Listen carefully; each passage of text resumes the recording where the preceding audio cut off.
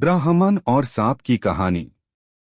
एक बार की बात है, किसी नगर में हरिदत्त नाम का ब्राह्मण रहता था। उसके पास खेत थे, लेकिन उनमें ज्यादा पैदावार नहीं होती थी। एक दिन हरिदत्त अपने खेत में एक पेड़ के नीचे सोया हुआ था।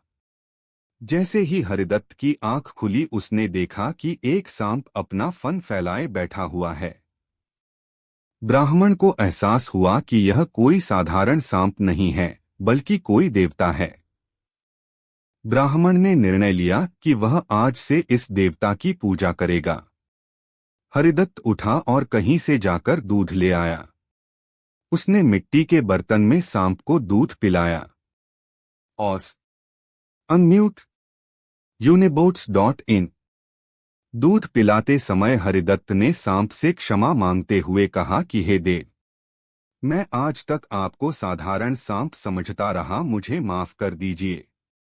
अपनी कृपा दृष्टि से मुझे बहुत सारा धन धान्य प्रदान करें प्रभु। ऐसा कहकर हरिदत्त अपने घर वापस आ गया। अगले दिन जब वह अपने खेत पहुंचा, तो उसने देखा कि जिस बर्तन में उसने कल सांप को दूध पिलाया था, उसमें एक सोने का सिक्का पड़ा हुआ है। हरिदत्त ने वो सिक्का उठा लिया। अब हरिदत्त रोज सांप की पूजा करने लगा और सांप रोज उसे एक सोने का सिक्का देने लगा। कुछ दिन बाद हरिदत्त को दूर किसी देश जाना पड़ा, तो उसने अपने बेटे से कहा कि तुम खेत में जाकर सांप देवता को दूध पिला आना। अपने पिता की आज्ञा से हरिदत्त का बेटा खेत में गया और सांप के बर्तन में दूध रख आया। अगली सुबह जब वह सांप को दूध पिलाने गया, तो उसने देखा कि वहां सोने का सिक्का रखा हुआ है। पॉवर्ड बाय हरिदत्त के बेटे ने वो सोने का सिक्का उठा लिया और मन ही मन सोचने लगा कि जरूर इस सांप के बिल में सोने का भंडार है। उसने सांप के बिल को खोदने का फैसला किया, लेकिन उसे सांप का बहुत डर था। हरिदत्त के बेटे ने योजना बनाई कि जैसे ही सांप दूध पीने आएगा, तो वह उसके सिर पर लाठी से वार करेगा, जिससे सांप मर जाएगा।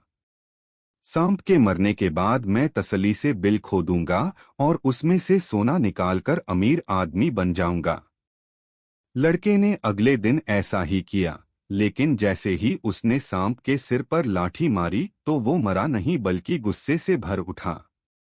सांप ने क्रोध में लड़के के पैर में अपने विष भरे दांतों से काटा और लड़के की उसी समय मौत हो गई। हरिदत्त जब वापस लौटा, तो उसे यह जानकर बहुत दुख हुआ।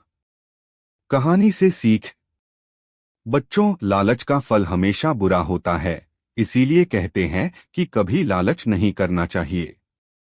हमारे पास जो भी हमें उसी से संतोष करना चाहिए और हमेशा परिश्रम करते रहना चाहिए।